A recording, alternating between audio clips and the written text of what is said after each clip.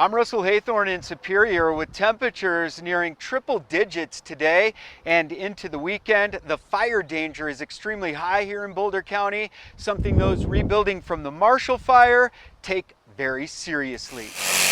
It might not look like a traditional home construction project. It was long and painful to come up with a design. And that's exactly what Marshall Fire survivor Philip Rosenberg-Watt was going for. We wanted to build a place that wouldn't burn down again with any luck. There is some PTSD associated with the fire.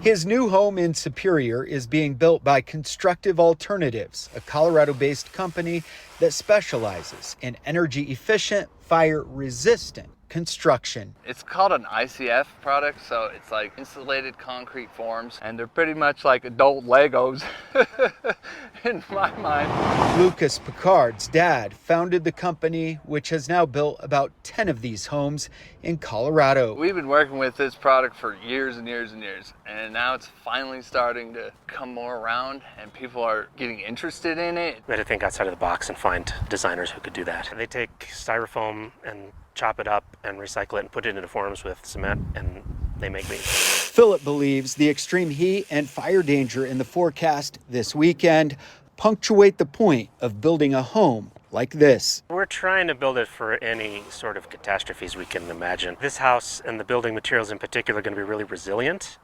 They're going to be really high performing, so we're going to spend very little on our energy, heating, and cooling bills. A fortress of sorts. Windows are recessed on the back, and then there's a roll system, a shutter system that'll actually drop down if this actually senses a fire. So it'll pretty much lock itself up. He's building a pretty bomber thing over here. Built to last, built to save, and built to survive catastrophic events. Actually, we've had some buildings go through fires and become stronger. In Superior, In the long term, it's going to pay for itself many times over. Russell Haythorne, Denver 7.